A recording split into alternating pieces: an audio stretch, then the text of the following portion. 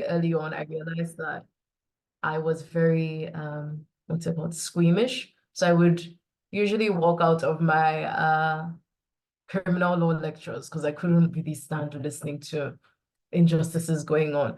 So I realized I wouldn't probably be a really good human rights advocate because, yeah, I wouldn't be able to help victims as much. So during the time when I did my LLB, I was opportune to do a year abroad at the National University of Singapore. And I think that really pushed my decision to kind of go into the economic sphere. So while at Singapore, I took a lot of classes on trade and investment. I was opportune to be mentored by a remarkable professor, Dr. Michael Ewing Chow. And at the time, he used to be Singapore's representative at the WTO. So he really like pushed me into going into trade. And so like coming back and in my final year, I was like, okay, I know that I want to do something economic law, but I wanted to have a really big focus on Nigeria. And I really thought I would go like primarily into trade. But when I was applying for master's degrees, I was really much looking at professors and different people who could influence my journey, not just the course itself. And I found the Graduate Institute, and if anybody knows anything about the Graduate Institute, they're in Geneva, and they're like right in the center of public policy, international affairs, and development. So it was like my dream to go there. And when I was applying for the LLM, they had an LLM public international law with a focus on like you could do either economic law, environmental law, or human rights. And I was trying to pick between all of them, but I finally settled on economic law specifically because I think that so many other things can be intertwined under economic law. And also, unfortunately, money makes the world go round. So I feel like for me, I always knew that I wanted to come back to Nigeria and influence in a way. And I felt that it would be more palatable to try to change a lot of things when it's brought under like the umbrella of economics. So using like economic policies to drive social change or ensure like protection of the environment rather than strictly going from like an environmental protection standpoint. So I thought that would be easier.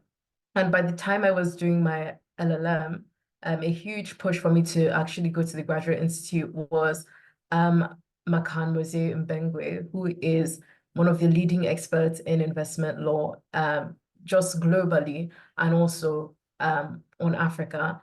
And I really wanted him to supervise my thesis and my dissertation. I thought it was going to be something in trade, but he was like, no, you should go the investment route. So he really influenced me to get into investment. Investment wasn't something I saw myself going into.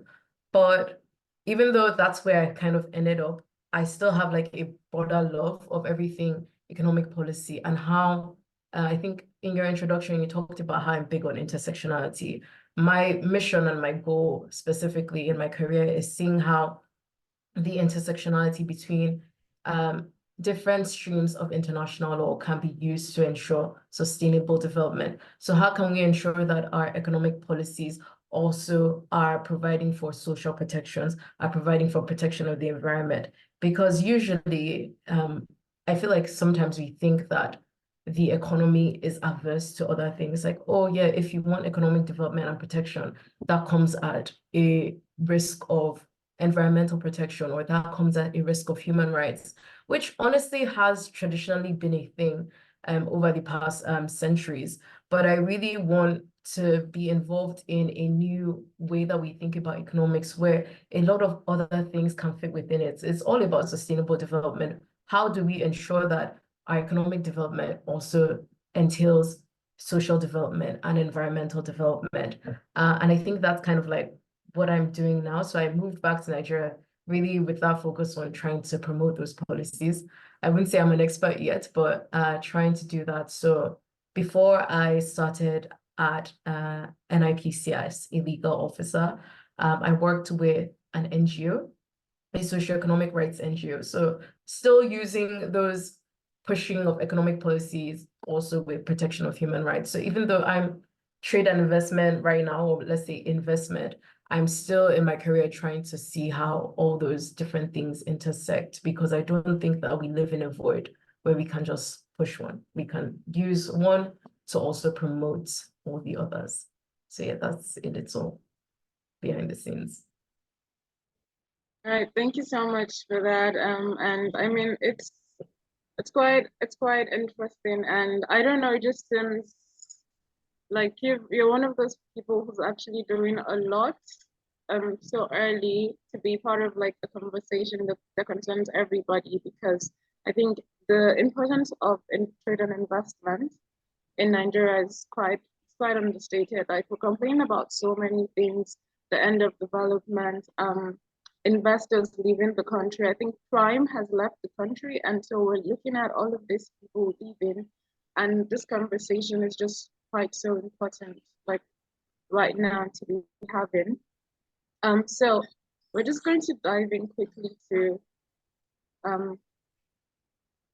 just talk a little bit about like the full sequence of activities that are generally linked to policy reforms, because if we're not, pushing for policy reforms that can boost trade, then we have a bigger problem. Well, when you say policy reforms, I think there's so many things that come into mind, because I generally think that Nigeria has a lot of good policies. I think the major problem is implementation. So I don't think we necessarily have to reform policy, rather than implementing the policies that we have that are actually good, and ensuring that whatever policies that we do have that we don't think are actually favorable get overturned. So let's say, if I use the investment space as an example, over the past few years, Nigeria has had like a new, over actually like a decade, Nigeria has had a new investment policy direction, which is ensuring that it has like an overhaul of its investment regime in like 3 phases. So it created a new model agreement for its bilateral investment treaties to ensure that the investment agreements that Nigeria is signing have a sustainable development approach. And then it's been through that, the second phase is to then renegotiate many of these BITs, old BITs. So negotiating them and ensuring that now, as Nigeria progresses, its investment agreements have sustainable development at its forefront. And then the third phase is about ensuring that the actual domestic investment legal framework is one that favors both the host state as Nigeria and investors, and creates an investor-friendly climate that also ensures that we have responsible, inclusive, balanced, and sustainable investments. So there are a lot of policies in place, but the problem is that sometimes we also don't fit into this bubble. So even if you have investment policies and this investment policy direction, there are other things that come into play in terms of like politics and world affairs, and trying to build different relationships with different countries that could then mean that sometimes some things have to have a give and take. I think before I really entered this role of like working within government, as someone who does a lot of research and writes a lot of like proposals for policy directions, you just thought, okay, this is it. This is just what we need to do. And sometimes you have to understand that even though there's research and there's an ideal, that the practical realities of actually working and implementing those policies are a lot more difficult, and there's a lot more give and take, versus I think when people come up with policy reforms with genuine hearts, it's always like, it's usually in like a one-track mind of like, this is what we need to do. But on a day-to-day basis, it's about balancing a whole lot of different interests. So I think the biggest thing is more in terms of policy, is also having that like, we have good policies, but we need to have like political will to implement the policies that we want in place, the policies that ensure that sustainable development. So yeah.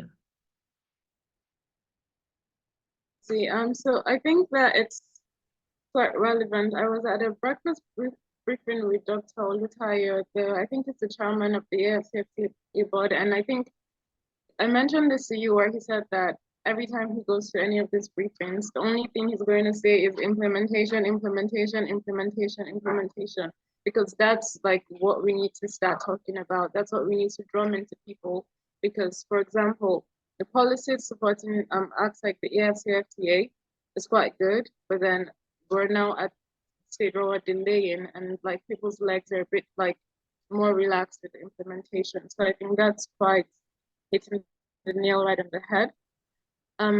So now, how can one become a policy expert in trade and investment? Oh, I feel like that question. I mean, you already said you didn't consider yourself an expert, but I do think that if you don't consider yourself an expert, I don't know what I'm going to say about people like me, because you've trained for this, like I would say, your whole life. So that makes you a bit of an expert, in my opinion.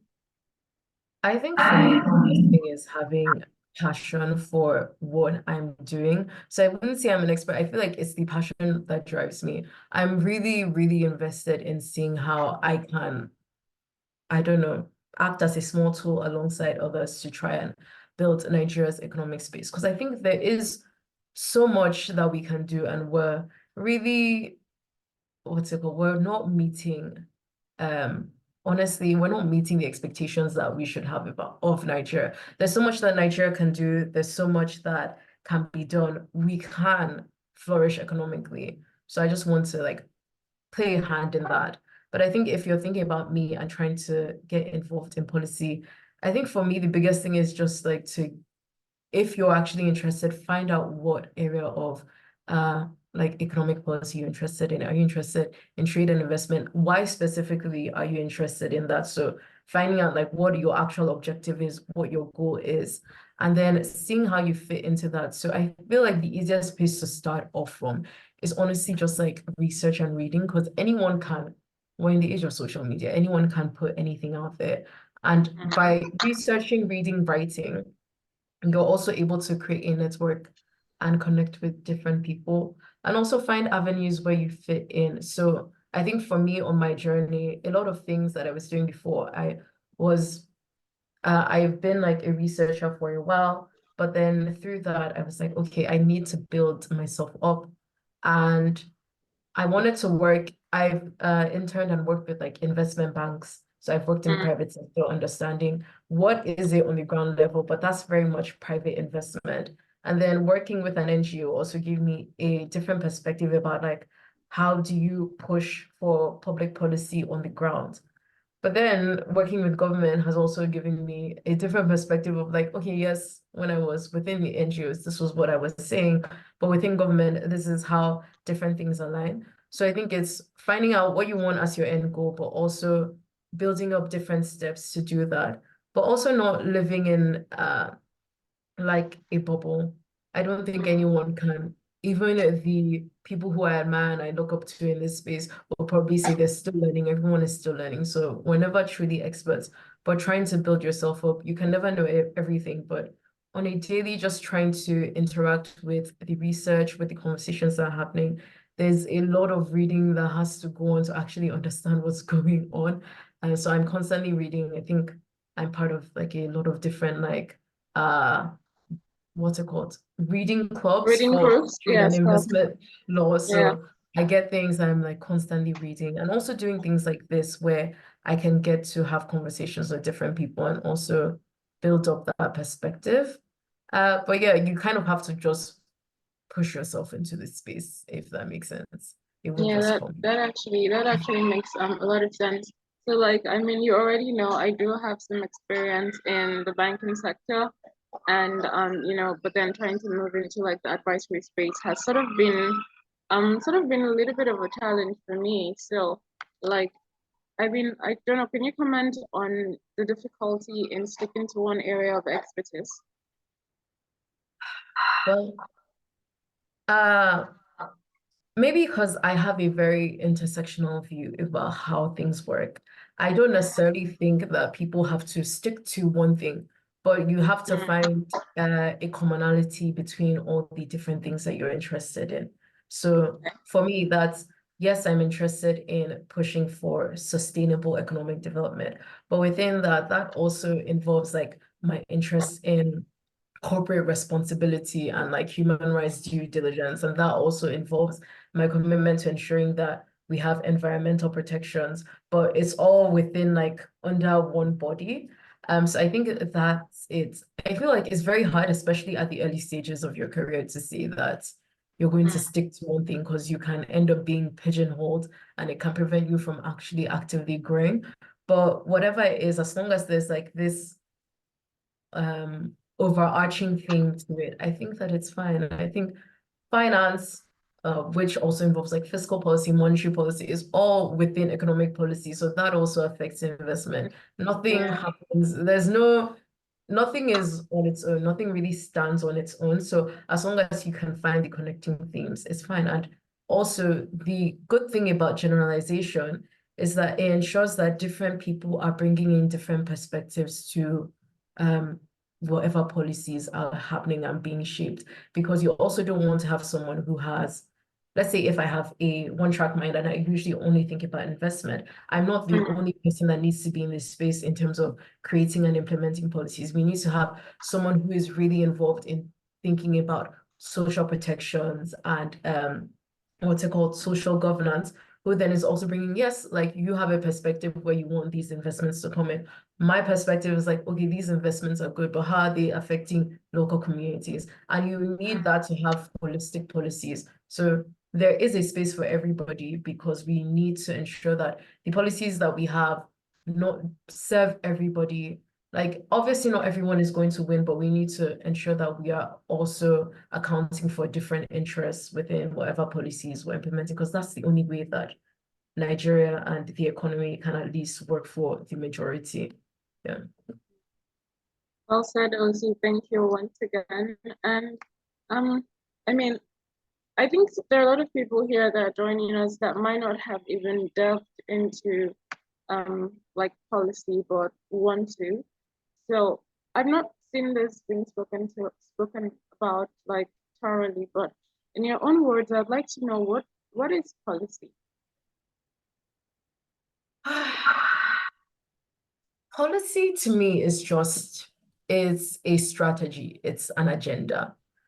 So when we talk about policy, let's say if we talk about like economic policy would be like divided into like 3 different things. So you have like your fiscal policy, which would be like tax, and then your monetary policies, which could be like exchange rates. Then you could have like trade and investment. But simply, policy is just a strategy. So anything that is a strategy on how something is going to happen will be a policy. Policies include, they could be laws, regulations, all fit within policy, but it could just be like a general economic direction. I don't know. I remember, what's it called? Early on, the first thing that I really thought about policy was in around 2007. On the radio, you would always talk about Yar'Adua's 7-point agenda. So I feel like if anybody remembers that, that is basically a policy. Anything that's a strategy of how something is going to work is a policy. Yes, on a basic level. All right, that's actually quite nice reflection. So now, in understanding policies, right, like which policies can better boost trade and investment in Nigeria? I know you've already said it's not about reforms, it's more about implementations, but you know, let's just take a little dive into that. Like the policies that can best boost trade and investment. So I think off by hand, I'm just going to say, like with the AFCFTA, for example, it's lowering tariffs, those barriers to trade, customs duties, etc. So, but I know that generally affects you know, things coming in or things going out. But then I don't know about local trade, like trade within Nigeria, for example. So just in understanding policies, which policies can better boost trade and investment? Okay. So on a general level, when you think about trade and investment, you're thinking about relations, for me, within like the public international space, relations between different countries. So it's like, how can Nigeria trade with China, with Ghana, with Togo, with Rwanda. Yes, how can we get investments in from these other countries to boost our sector? Because really, right now in the age of globalization, it is these external relationships that really help to boost the economy. And it's good that you mentioned the FCFTA, because honestly, that is my main answer to the question. Because I'm a big pan-Africanist, and I'm a proponent of the fact that because of our shared history and values, that the only way that Africa can, or African nations can fully develop is by mutual cooperation with each other. So we've lived in an age of multilateralism where everybody is kind of involved with trade on like a global level. But post-COVID, a lot of, well, even before COVID, with what's it called, with the stalemates in terms of the WTO and its appellate body, with issues with investor state dispute settlement, ISDS. A lot of countries have kind of been pushing away from multilateralism, and there's this more like nationalistic focus. But I think that the AFCFTA provides this agenda where African countries are mainly least developed or developing if we think about classifications based on the World Bank. So the only way that I think like we can actually fully develop is through cooperation under the AFCFTA. So the African Continental Free Trade Agreement is one of the flagship programs of the African Union, Agenda 2063, which talks about a vision we want. So it's the African Union proposing this policy, this agenda for how Africa's growth and sustainable development is going to be. And I think the first aspiration under that is a prosperous Africa where all shared interests are met. And the thing is that even though we think about this policy, Nigeria was heavily involved with the African Union in terms of the deliberations on the AFCFTA, which was why it was a huge shock when it took Nigeria a while to sign the agreement. So in terms of policies that will work, so that's the AFCFTA in general. And under that, there's the agreement. So we have the protocol on trade in goods, trade in services, dispute settlement, just agreed on a protocol on investment, which was last year, February 2023. So I'll break that down a bit in terms of how I think those policies can boost trade and investment in Nigeria. So if we think about some of the data, I know that most people will know that Nigeria generally, or a lot of Nigeria, as well as a lot of African countries, we generally only export, what's it called? We usually export raw materials, which have low value addition added to them. So if we look at so statistics from the World Bank state that 20% of African exports outside Africa are usually have some value addition. So some manufacturing is done to them. But we have 45% of trade within Africa has value addition. And the only key way to actually promote growth, economic growth through trade and investment is ensuring that, so if you think about the balance of trade, to ensure that we export in terms of nominal value more than we import. And the way to increase exports is to, or increase the nominal value of exports, is to ensure that we are exporting manufactured goods, goods that are further up the value chain that have value addition, because that will fetch you more money on the international market.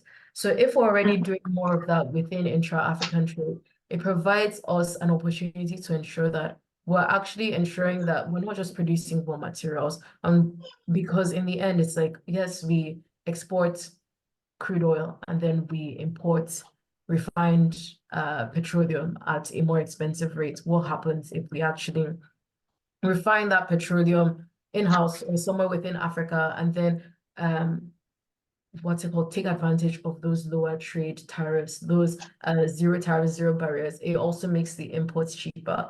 So I think in terms of policy and on trade and investment, focusing on the AFCFTA would be a big thing, because for Nigeria, we are one of the more developed economies in terms of Africa. So there's a lot that we can actually capitalize on, because we don't even only need to think about trading goods.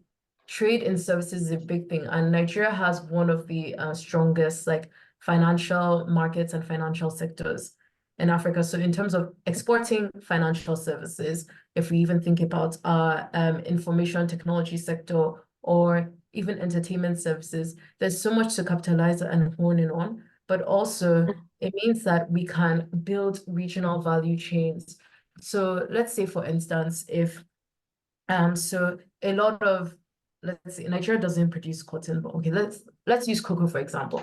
So Nigeria and Ghana are huge producers of cocoa, but the thing is that we don't actually produce a lot of chocolate. So we produce cocoa, we export cocoa, and then we import chocolates as like a final product. So what would happen if we actually built up our regional value chain? Say, okay, in Ghana and Nigeria, we produce cocoa, and then we find a manufacturer in Togo that can refine that cocoa into chocolates. In terms of importing it back into Nigeria, well, first of all, we're in ECOWAS, but also on a larger scale of the AfCFTA, and we have zero tariffs and zero barriers, which should make importing that easier. And it also ensures that we're not just producing the cocoa here, we're also creating a different industry in Togo, which is also creating a shared vision of prosperity. But so that policy exists. So there's so much within that can happen. Or even if you think about investments, even though most of Nigeria's key investors are like, so I think the UK, the Netherlands, but within that top 5, South Africa is one of Nigeria's biggest investors. So if we even think about that, we can get investments intra-Africa, which can also help in building those regional value chains.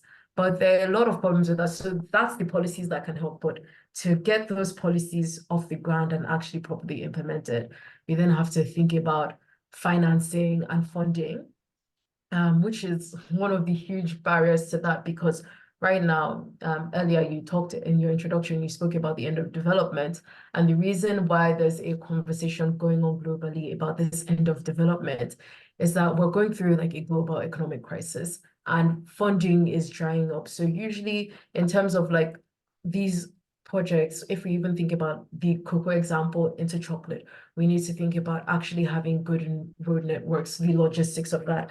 How do you fund manufacturing? But funding from, let's say, developed countries or international institutions is drying up. So so a big thing with that is thinking about how do you finance it? And the AFDB, the African Development Bank, is doing a lot of work in terms of financing. So that's also where investment comes in, because we need to think about financing investment to ensure that these policies actually get off the ground. And that's the thing with implementation, which is why I didn't talk about policy reforms anymore, because there are policies that we have in place. We just need to try to focus on and hone in on how do we actually ensure that we're implementing these policies, because these are good policies, and without them, a lot won't happen. I think just as a sidebar to that, the AfCFTA is, I'm a big fan and big proponent of it because it really pushes sustainable development. But one thing that Nigeria has to do is that, let's say pre-AfCFTA, most of the economic agreements, trade and investment agreements, or specifically investment, have been very one-sided towards investors and the home state rather than host state. So it's very much like protection of an investment over, let's say, protection, promotion, and facilitation to ensure that we have investments that come in that actually build Nigeria up. So if we think about the traditional thing in terms of Nigeria, we've been exporting crude oil. Most of our investments have been into the petroleum, oil and gas sector. But then we've had huge irreparable damage from that. So irreparable environmental damage, human rights crises. So if you think about Ogoni, Kiobel, and Shell, even in 2012 or 2015, the United Nations Environmental Program released a report that, based on the environmental destructions in the Niger Delta, it would take over 200 years to rebuild the ecosystem to where it was before. We think about the fact that there's black smoke everywhere. People can't inhabit their in indigenous lands. So we need to, so now the AfCFTA, in terms of like the investment protocol, is really seeking to combat that, to ensure that states have a right to regulate. They're ensuring that investments that are being made into a country do not deter from environmental protections. But we need to ensure that we don't just have that intra-Africa, because it will then put African investors on a lower playing field than extra African investors. So for Nigeria, I think it's like we have that, but we also need to push that policy direction that the AfCFTA has brought into other agreements that we have with extra African countries, ensuring that, yes, we don't just have sustainable development in this region, but within all our agreements, we're really thinking about sustainable development, because realistically right now, most of the investments coming into Nigeria are outside of Africa. Obviously, with the AfCFTA, we're trying to push for more intra-African investments, but until we get to that place, we need to close that gap in ensuring that moving forward, the policies that we are actually serious about our economic development, but we are serious about economic development in a way that ensures that we don't repeat mistakes of the past. We ensure that environmental protection, because Nigeria's market is very attractive. Even though investors are leaving this, it's still very attractive because we have so many mineral resources and there's so much mining that is about to take place. But we need to ensure that we don't repeat the mistakes in the Niger Delta. We have to ensure that communities are protected, the environment of these communities are protected. We're not just gaining wealth, but if you're destroying someone's environment, that's also destroying their livelihood, because many communities are involved in farming, fishing. This is destroying their livelihood. This is affecting our agri sector. So then if you're just getting investments and money coming in based on all the environmental damage, really, we're actually regressing in terms of our economic development. So yeah, I feel like I ranted for a while. That's actually quite good. It was really, really insightful. Thank you so much, OC. So just aside to everyone listening, if you have questions, you can notify us with the hand raise, or you could also comment on the chat if you don't want to disrupt the session, which would also be encouraged. So we have a question from Oludele Following. He said, any thoughts on the ongoing federal government actions? I think he said that when you were talking about the AfCFTA. Mr. Oludele, if you're here, you could actually expand more on your question, please. If you're still listening. Mr. Oludele, can you hear me? Yeah, I can hear you. All right, thank you for joining us. So please, could you expand a little bit on your question? Yeah, you got the idea. It was during the AfCFTA conversation that I dropped the comment. It's my question is more about I know the AfCFTA have been on ground for more than 4 years, right? And I know it's shaped a little bit the outward movement of banks to some African countries. Yeah. The reason why I threw the question is just to get the perspective. What's the current government's actions towards harnessing that the AfCFTA? Because there is a dark side to that policy, in the sense that less competitive African countries might likely be the dumping ground, right? That's why I try to ask, what's the current government action plans? Are we proactive enough, or what are the quick wins we have recorded? That's what I just try to ask. Yeah, thanks. Thank you, Mr. Oludele. Over to you, OC. Thank you. I think you asked a bit of like some other questions within that, but in terms of first, like government actions within that. So yes, the AfCFTA was concluded in 2019, was meant to start in 2020, but with the pandemic and everything, that was shifted. So in 2022, October 2022, the AfCFTA started this guided phase for implementation, so these are massive plans in terms of African economic integration. So they're going to happen at stages. So there it was 8 African countries going through this. It's like a pilot program where the AfCFTA Secretariat is really holding the hands of these countries to see how trade is going to occur. Nigeria, unfortunately, was not involved in that, and I think we missed a lot of quick wins with that. But there's a second phase of that guided trade initiative that is going to happen this year, and Nigeria is involved in that. So, and there's a National Action Committee on the AfCFTA, which is, I would say, very proactive in terms of trying to ensure that whatever losses that we've had in not participating in the AfCFTA early on we win that now. In terms of your conversation, your question about other African countries becoming a dumping ground, that is a real concern. But I think the biggest thing is that because the AfCFTA is not just about trade, then a lot of to be honest, most of these smaller economies within Africa were actually very quick to sign on it, because for them, the AfCFTA is not just about trade, there's also investment.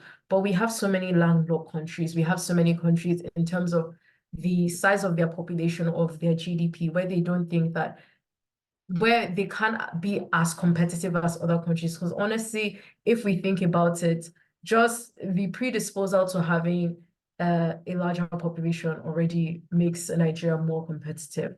But the idea of the AfCFTA is not just about Nigeria trading with Ghana or Nigeria trading with Benin or Equatorial Guinea. It's also about like building those regional value chains where smaller economies can also maximize their comparative advantage to other economies and say, okay, yes, we don't produce this, we don't have enough of this, but these are the resources that we have. If we're connected to a regional value chain, it means that we're not actually paying all this trade and tariffs and the logistics of exporting outside of Africa to then bring it back to then sell. So then there's this the whole point of this, I think, for smaller economies is building that regional value chain from which they can benefit from. And then I think the last thing that you mentioned was about, I think you said financial sectors or banks moving in on the AfCFTA. So the AfCFTA is just one part of the plan of the African Union Agenda 2063. So there's so many things that have to be put in place for that to happen. So last year, they implemented the Pan-African Payment Settlement Scheme, PAPS, which is kind of a global, a continental platform to ensure that if I'm trading with someone in Kenya, so their local currency is Kenyan shillings. And usually the way that global trade works is that it works in terms of USD. But the PAPS is meant to create a system where, as a Nigerian exporting or importing something from Ghana, from Kenya, I can pay in Naira. The whoever I'm trading with can get their money in shillings, and in trying to remove the USD as the central underpinning factor in terms of trade between countries. So there's a lot going on. I think sometimes I do agree that moves towards the AfCFTA have kind of been stunted, but this is a massive undertaking. So it's all about different stages and trying to harness those quick wins. Thank you so much, OC, for answering the question. Mr. Oludele, is that all? Are you have was our answer satisfactory?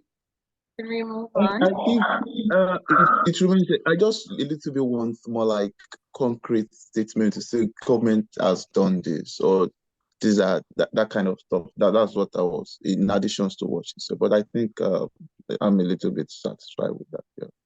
Yes, I mean, I think with when she mentioned the second stage of the guided trade initiative, that they're actually Nigeria is going to be on board with the second stage for this year. Yes, OC?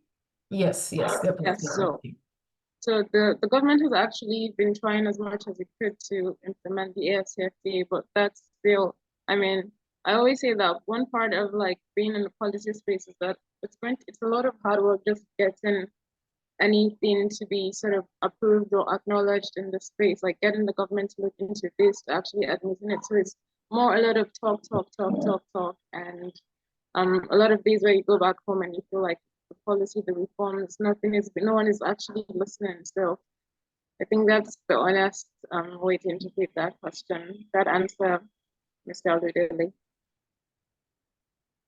So moving on.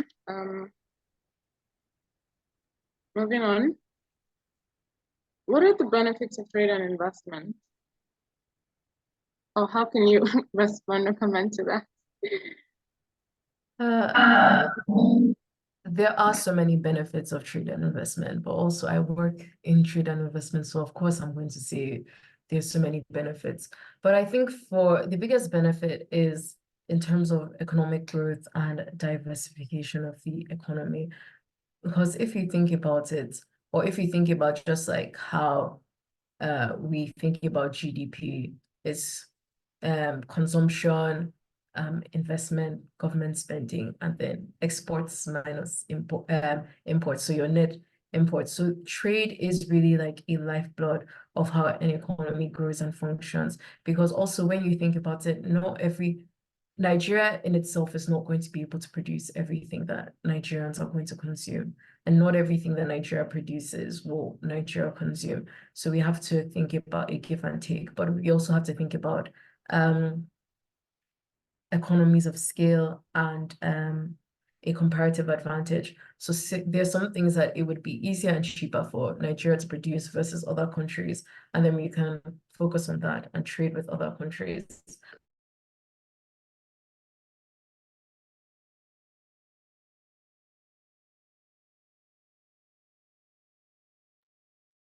Hello, Osi, can you hear me? I think we've lost her. Can you hear me? Hello?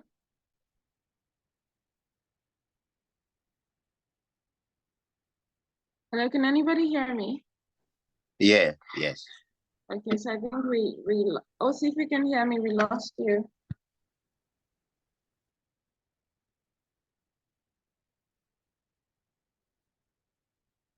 I think we lost her. We'll just give her a few minutes to get to the network issue.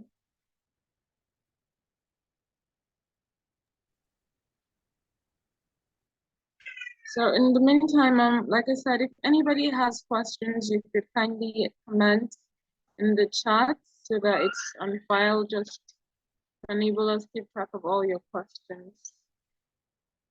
I think she's going to have to log on.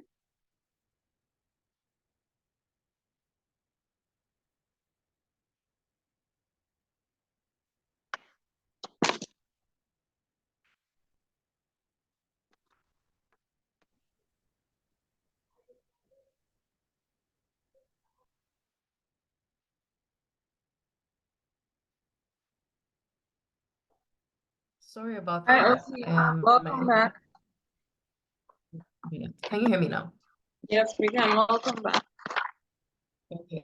Sorry, can you tell me where it cut off? Actually, I was at the beginning. It Okay, froze. okay. So I'll start again. Your question was benefits of trade and investment, right? Okay, so I Yes, can't it hear you was. now. Okay, okay. I was muted, sorry. Yes. Yes, it was. What Okay. are the benefits of trade and investment? Okay, so as somebody that works within trade and investment, obviously I will say that there's so many benefits, but when we just think about it generally, Nigeria can't produce everything that Nigerians are going to want to consume, and not everything that Nigeria produces are things that necessarily Nigeria alone will consume. So it just makes sense in terms of thinking about the comparative advantage, and there's some things that it will be cheaper for Nigeria to produce and export, and some things that realistically it is not economically viable for Nigeria to produce in terms of its consumption. But the benefits of trade and investment is that trade really, if we participate in trade on the level that it is meant to happen, so not just importing, but also really exporting goods with value addition, exporting services, is that it expands the markets for Nigeria's goods and services. It leads to increased production, job creation, technology, all of that. And it also, investment, if I think about investment specifically, helps in building infrastructure, building structures. When we talked about the AFCFT earlier, a key thing we highlighted was that a key problem with implementation is infrastructure. So if we think about road networks or even electrification within Africa. So investments help to build those infrastructure that would also make trade easier and cheaper and more economically viable. But it also helps us to diversify our economy. For honestly, since I was born, I remember hearing that Nigeria needs to move from a mono economy and a focus of having just one major export. And we're still talking about this 20 years on, but I think it's really about the fact that honestly, the oil and gas sector has been consistently, regardless of what we've been saying or the policy has been, the oil and gas sector has been the sector that has received most of the investments coming into Nigeria. So that's why it's disadvantaged. That's why we're still focusing too much on it. So investments really help us to diversify our economy and build up different sectors of our economy where we can also export those goods and services from those sectors. So those are the basic benefits of trade and investment.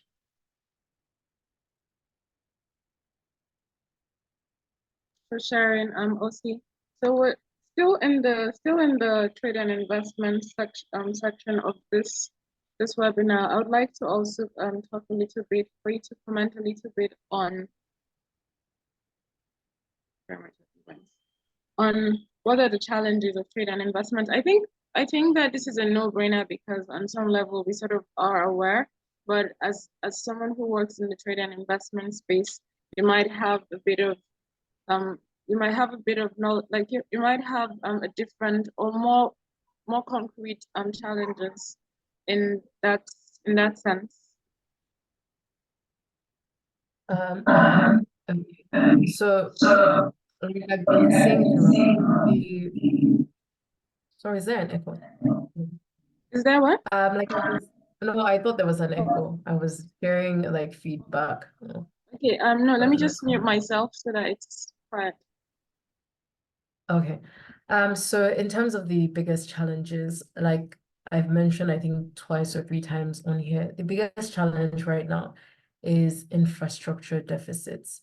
So I don't know, I think it was last year I was reading this article that talked about the cost of like importing versus producing, or like the cost of importing. I think it was talking about how much it would cost someone like a manufacturer to import some specific products from Benin versus how much it would cost to import them from China because of the logistical issues. And even if you think about it, last mile logistics is the greatest challenge in terms of trade because that's the challenge that adds the most to products. So then someone who is importing might be like, well, it might be cheaper for me to import everything from China than to import from this African country that's right beside me because of logistical issues. I think that's the biggest hurdle that we're having in terms of importing or even exporting Nigerian products to other countries. So we have huge infrastructure deficits. So if you think about infrastructure deficits, not just in transportation and road networks, but even if you think about how hard and how expensive it is for intra-African travel versus if you're going from, I guess, Abuja to London. So those are the biggest challenges. Think of roads, transportation, we think of electricity, and then we think those two things are also key things that affect manufacturers, because how are you going to build a manufacturing plant, a manufacturing site, when you're also going to be the one, footing the cost of your electrification? So that's the biggest thing. But also a huge thing in terms of trade and investment is security.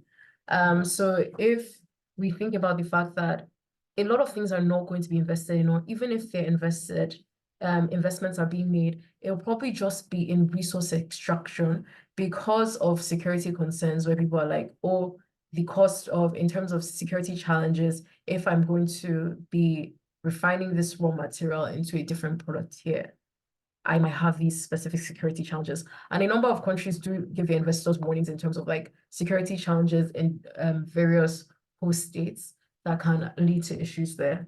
And then one of the third one is honestly stability in like the domestic economy. So right now, I know it was a big trend in 2023 where we're reading constantly that a lot of major fast moving consumer goods manufacturers, fast consumer moving goods, FCMGs, were Yes. were exiting out of Nigeria because Yes. for them it wasn't as viable enough to stay within the country and produce. Yeah. And that has to do with generally how the domestic economy and the domestic trend is moving, because really we have to ensure that there is an enabling environment for businesses to actually work and produce.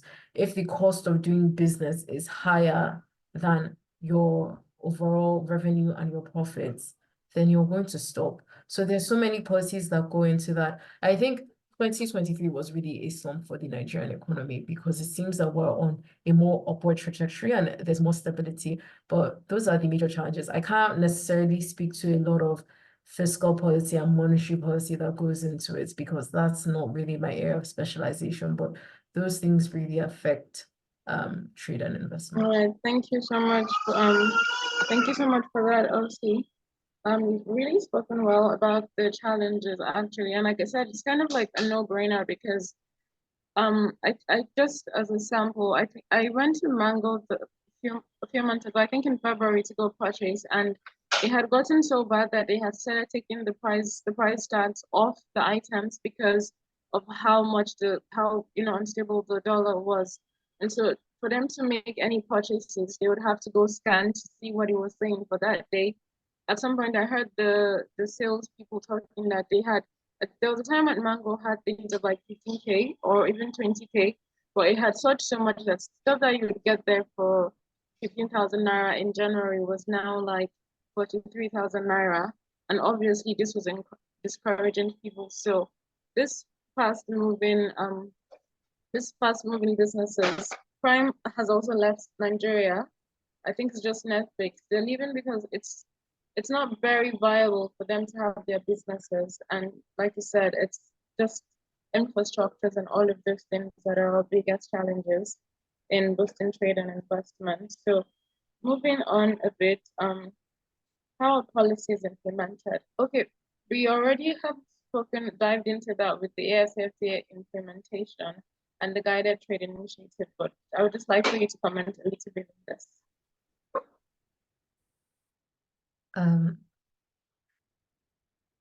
So policies are implemented on different levels. I feel like in day-to-day action, policies are being implemented. So if I speak about, for me, working within the investment space, and I spoke earlier about this investment policy direction that the Nigerian government has, and we're focusing on ensuring that new investment agreements meet this RIP standard, so responsible, inclusive, balanced, and sustainable agreements. So in my day-to-day work, I am doing policy implementation, because when we work on negotiating new investment agreements or renegotiating investment agreements with other countries, that's at the forefront of our minds. There's this new policy direction, we have this new model investment agreement. When we're negotiating, this is our blueprints, but with implementation, and negotiation, there's always a give and take. So prioritizing what are the main things of this policy that we actually have to include. And also the other side, other governments also have their own policies. So how do we ensure that we create an alignment? So that's just it. But in different aspects, policies are always being implemented, or even if you think about another aspect of the investment space, really, in order to push for investments into different sectors, the federal government has a pioneer status initiative or incentive initiative where different companies, based on the sector that they're in and what activity they're involved in, can get a tax break or tax holiday, really to push for domestic manufacturing and investment. So that's done on a daily basis, where companies are applying for these incentives, and there's being a lot of due diligence to check that they actually meet the requirements. They are manufacturing as they say they are within that specific activity, and then giving them those incentives so that they can continue producing and manufacturing. So yeah, that's really how it's done on a day-to-day basis. All right, thank you so much. Thank you, Osi. And so just still in that section, I would like to just share a bit of your process. If you could share with us a bit of your process and methods in staying ahead of trade in Nigeria, as well as even how to stay relevant in the trade space.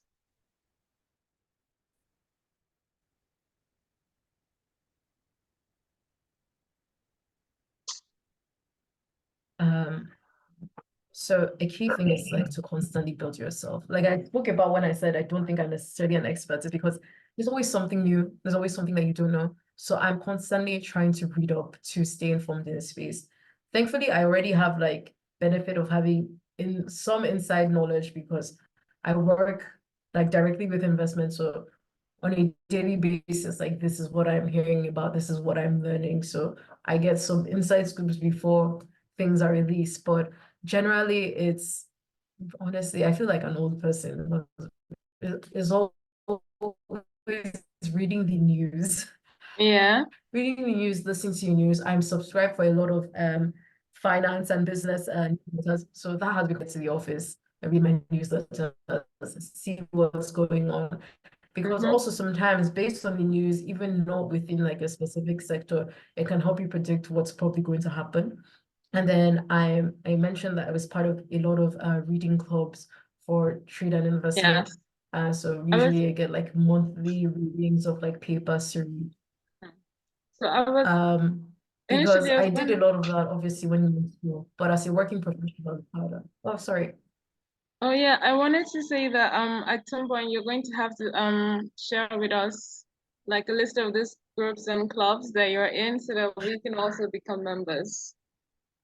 Okay, one key one that I'm in, since I'm really big on how the FCFT can help Nigeria, there's this AFCFT reading club, and it's a lot of like economic professionals across Africa that are part of it, and we have like monthly book club or monthly reading where we read a lot of research from what's it called, experts and think tanks on it.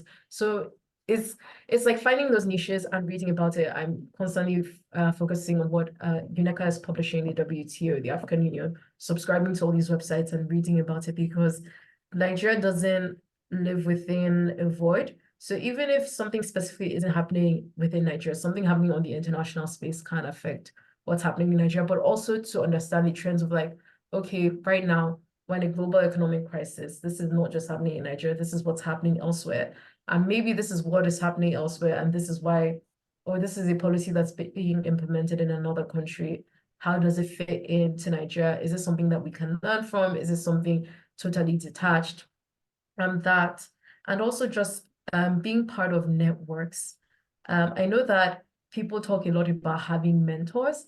I don't specifically have one. There's so many people I look up to, but I feel like the more I feel like I'm already so busy and I'm still at the very early stages of my career. And I know that a lot of people I look up to are constantly busy. They're juggling so many hats. So it's harder to find like mentors where you can meet on a one-to-one basis and constantly talk about your progress.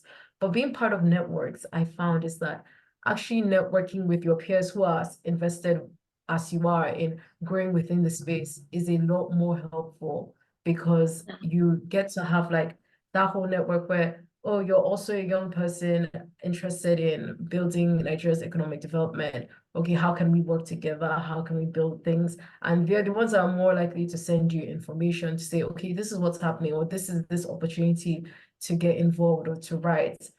So yes, building up networks there, and just finding like-minded people. That could be at your office, that could be online. I'm also part of the African International Economic Law Network and Afronomics laws. So it's also enabled me to have like a more continental, regional perspective, meeting professionals from all over Africa, and also really understanding what they're doing, their struggles, and having like a more holistic view. So yeah, building a community is really key. That's really good and really like insightful. And I think that also speaks to what made this actually really work, because when I met you, I was like, I didn't know, and then as soon as I realized, I was like, oh, this is great, and Osi and I can actually talk more about this. So I think being in a network with peers, it's probably like one of the best things, because you're navigating the same issues and struggling with the same things, and you have the same concerns. So yes, that's quite a good one actually. And please share with me later some of these networks, because I really also need to, speak to those type of people and have them on a day-to-day like just like have them in a group where I can get like day-to-day tidbits on what's happening. Like I said, I work in more of a banking space, and so it's more like traders' secrets. So like even in that sector, like you also there's a little bit of like hush hush, right? You need to like keep everything on top so that it doesn't go out, like based off of departments. So you could be in the same bank with other people, but you might not necessarily know what's happening at that department because it's like insider traders information, things like that. So thank you, OC, and looking forward to the groups. Also, what has been, in your own experience, the major challenge or major challenges in building a career in sustainable development? Because we've been talking about trade and investment, but you're also someone who's very, very big on, the sustainable space.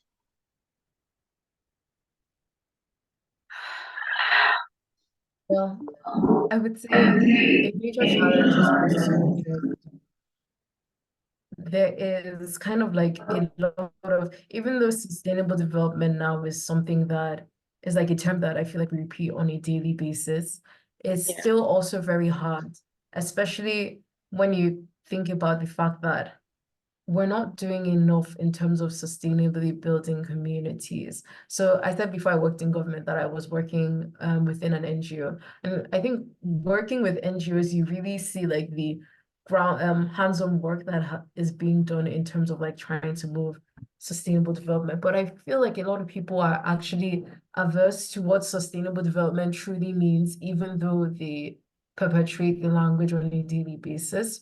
Or even if they are not averse, I feel like my biggest challenge so far, let's say working within government and trying to push this implementation of this policy that has a lot of sustainable development narrative.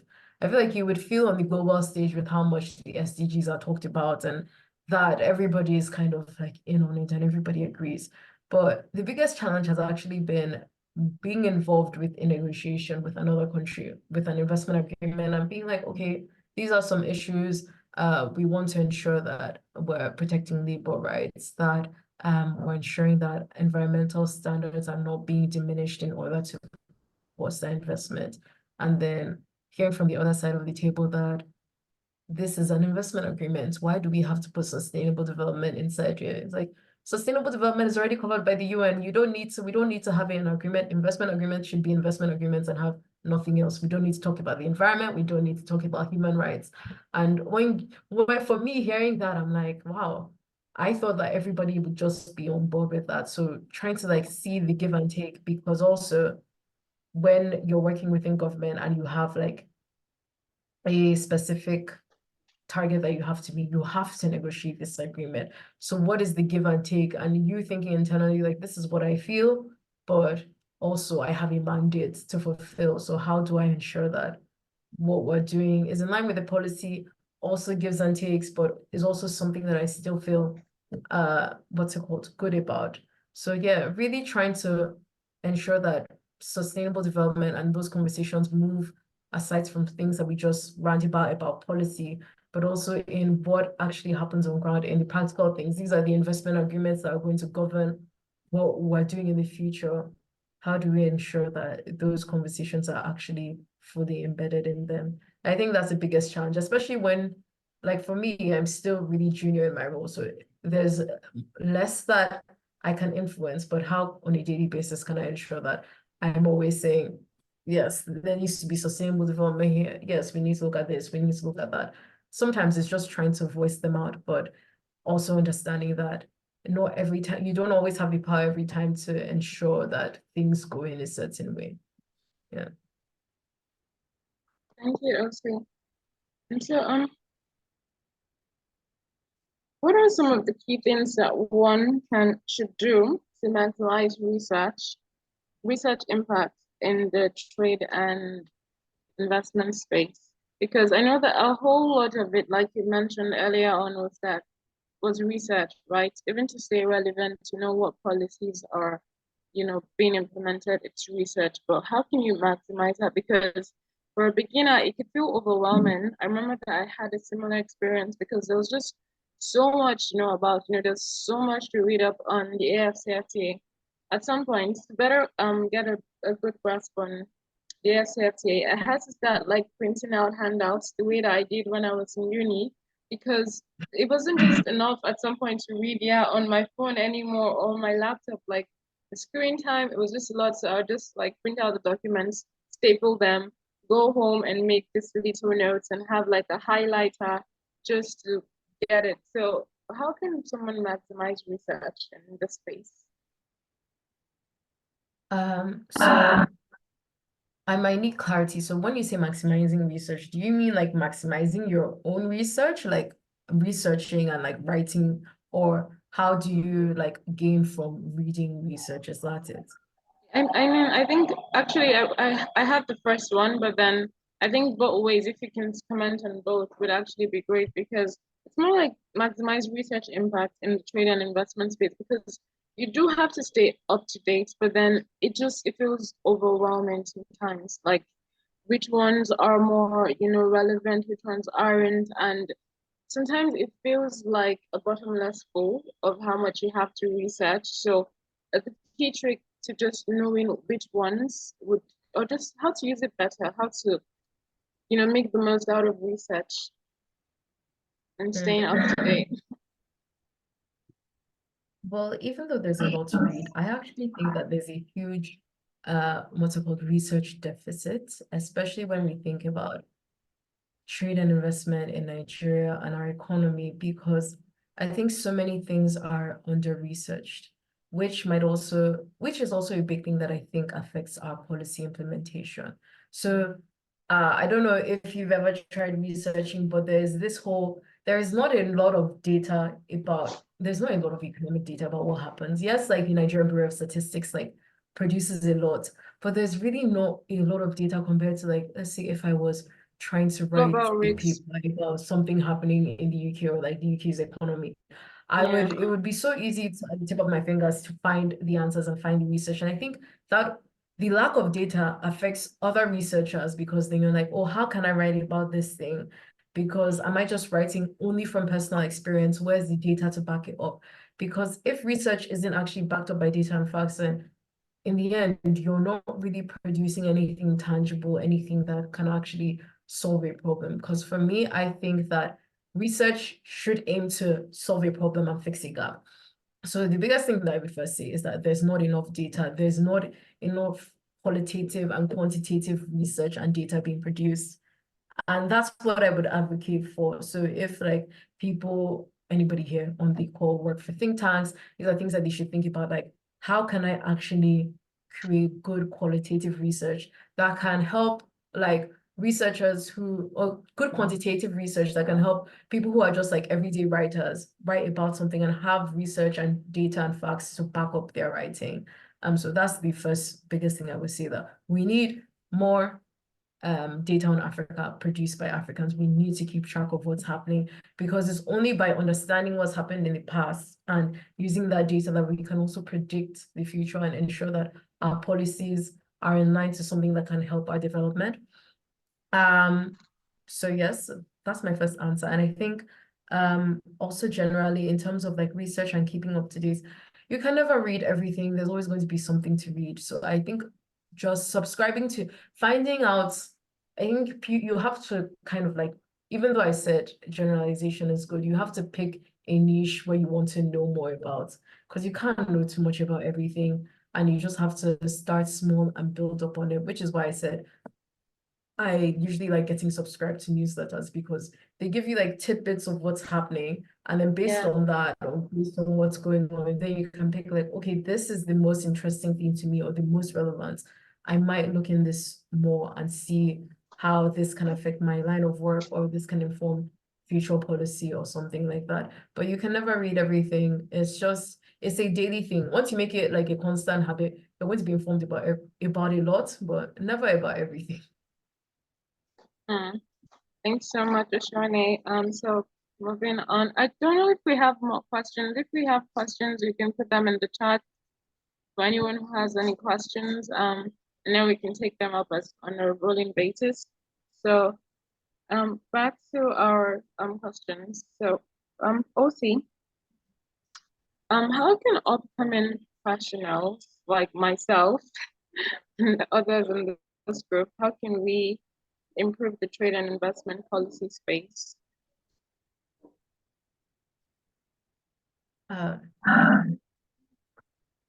This is actually a very hard question. How can we improve it?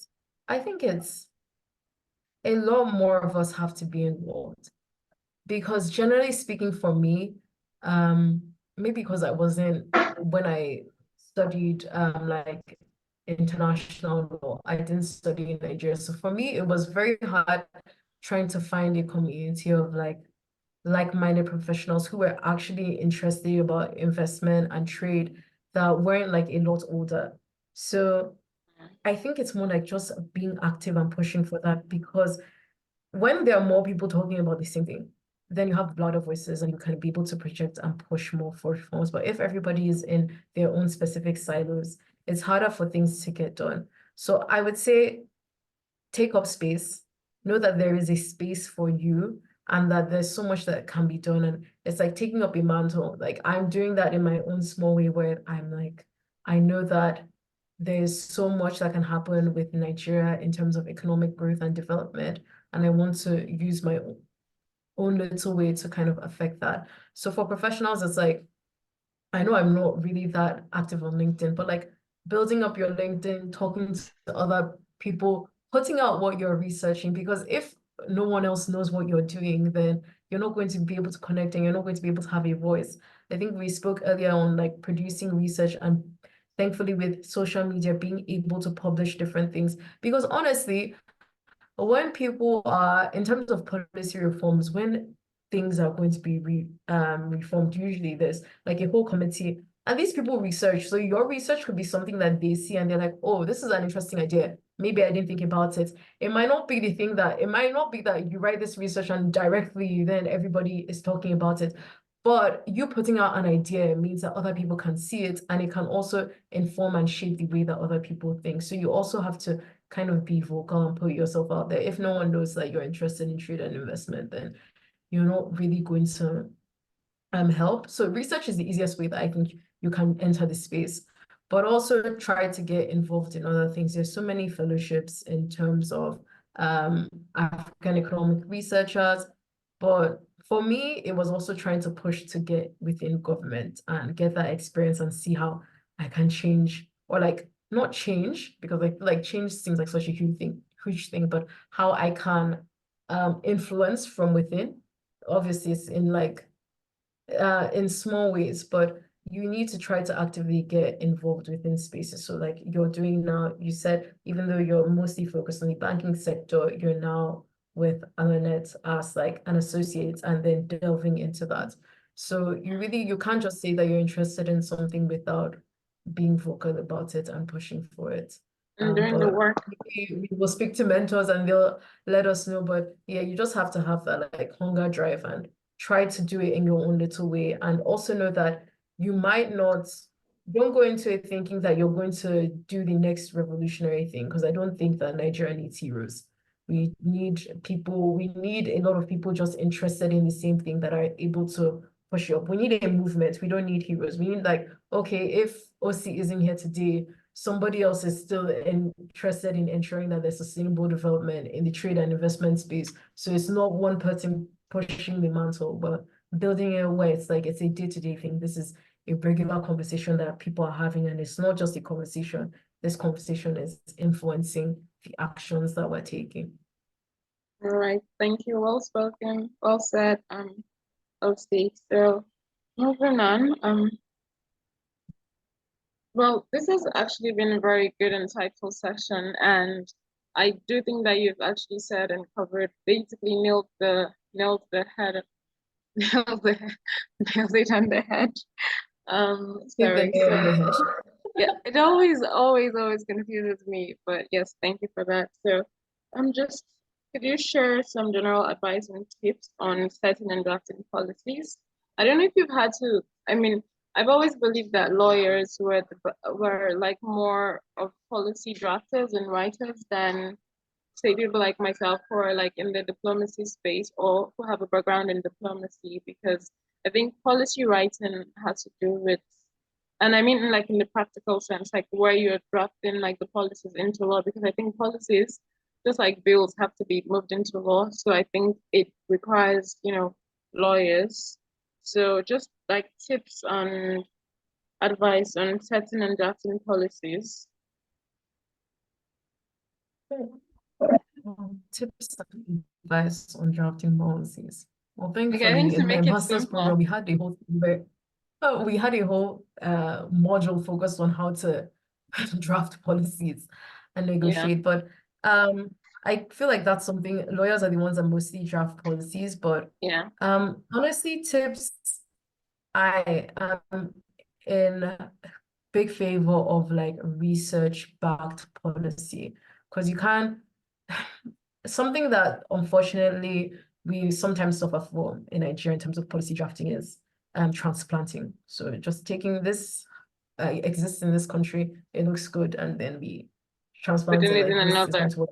Yeah. So which is not research backed. It might come from like, oh, this works, so it should work here, but it might not necessarily do that. Because that's also the problem we had with structural adjustment policies in the 80s and 90s, because they're trying to take one thing and say that it's going to fit within here.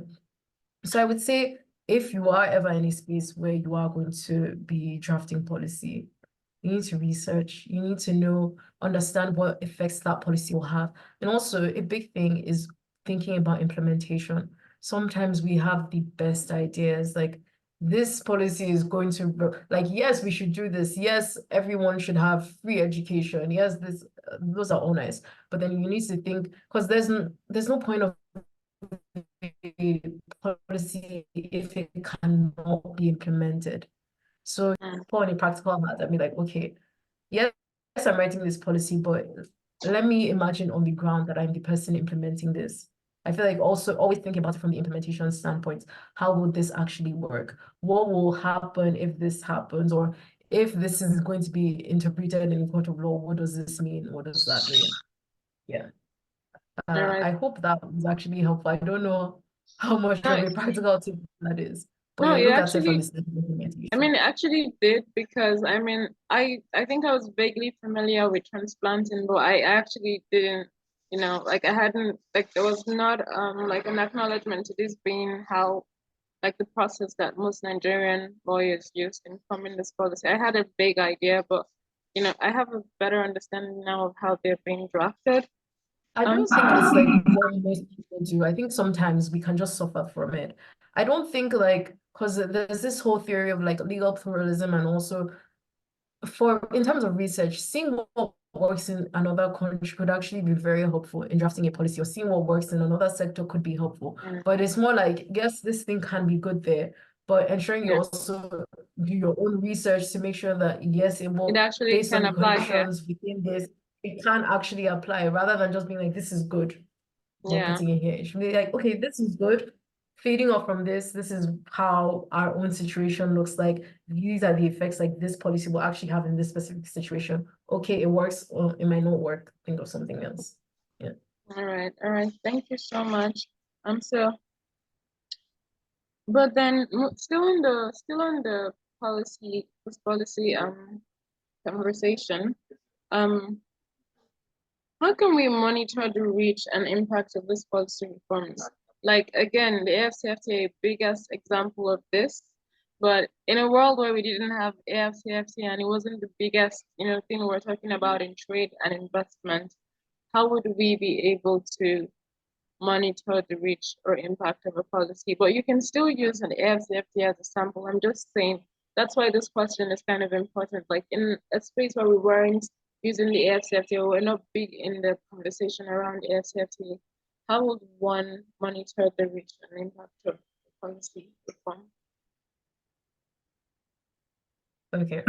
This gets back to what I talked about before in terms of data, in terms of research. So if you're monitoring the impact of a policy, you need to have data. So let's say we have this we've signed this new bilateral investment treaty with another country. But how do we actually know that this new treaty works? What is the impact?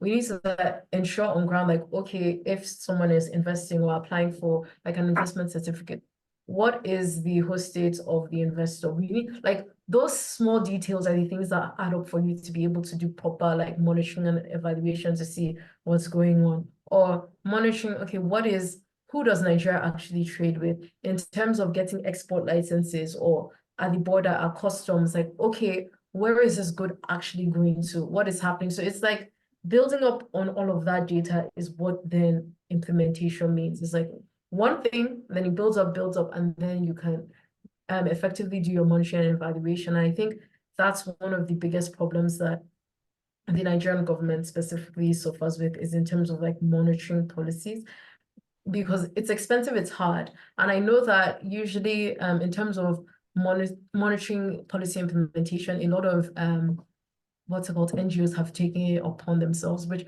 I think there is a space for that. There is a space for people to actually help in terms of monitoring and evaluation, because it's very hard. It's all about keeping track of the data to then monitor how it affects it.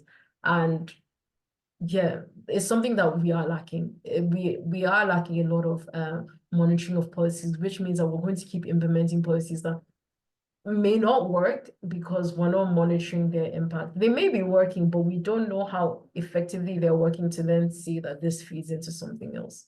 So we need more M&E specialists. Maybe that's my answer. All right. Thank you, OC. So I mean, we're basically rounding up. We've actually kept a good time. So I guess that we could just move to the last thing on our agenda today, which is, just talking about how we kind of have already covered this generally, but it's more that being a young person in this space, in the policy space, what would be your final word of advice to other young people that may be thinking about joining the government? Oh, well, I would say that for me, government isn't the end all, because I think you can influence from any space. So for other young people, I would say the key thing is trying to focus on what your own actual personal career objective is, because no one else can define that for you. And it's also easier to navigate when you know what you actually want to do, or how do I want to create an impact? What do I want to do with my career? So knowing that, like, that's the first thing. And if you decided that, okay, if that is within trade and investment, then you might want to see what area works for you. Do you just want to primarily be a researcher? Do you think that you want to do work within like the private sector? Because technically the people, like when we talk about, yes, we're within policy, but the people that are implementing these policies and actually using the AFCFTA are the people that are trading, that are exporting, that are importing, and the private sector is a huge part of it. So I don't think people necessarily have to be within government to then be involved in trade and investment and policy making, because the private sector has a huge impact on that. But deciding what you want to do and how you want to create that change, and also just be constantly involved in growing yourself. I feel like sometimes when we start off, we have all these big ideas, but then you can never really grow and progress if you don't constantly try to build up on yourself and develop. Like we talked about earlier, like there's so much to know, there's so much to learn. You can never be an expert in everything, but you need to try and like find your own niche and keep growing. Because it's only when you keep growing that you can also constantly continue to make an effective impact. So if that's reading, that's researching, that's writing more, that's talking to people. And also like have this, for me, I think the biggest thing is have this idea that you are a part of a machine, and what you're doing, if you don't do it well, will affect the other sides of the machine. But it's not just you, like there's a whole community. So how do I key into that to ensure that I'm doing what I need to do, but I'm also helping someone else do what they need to do? And not seeing, because I think sometimes we can end up seeing ourselves as like these beacons of like, I'm doing this and this is how I'm going to change the system. I think, don't think about this is how I'm going to change the system. Think about this is how I'm going to work with other people to improve the system. And only when we start thinking of ourselves as like having this communal mindset of like, this is what we're doing as a community to grow, it's then when we start building up.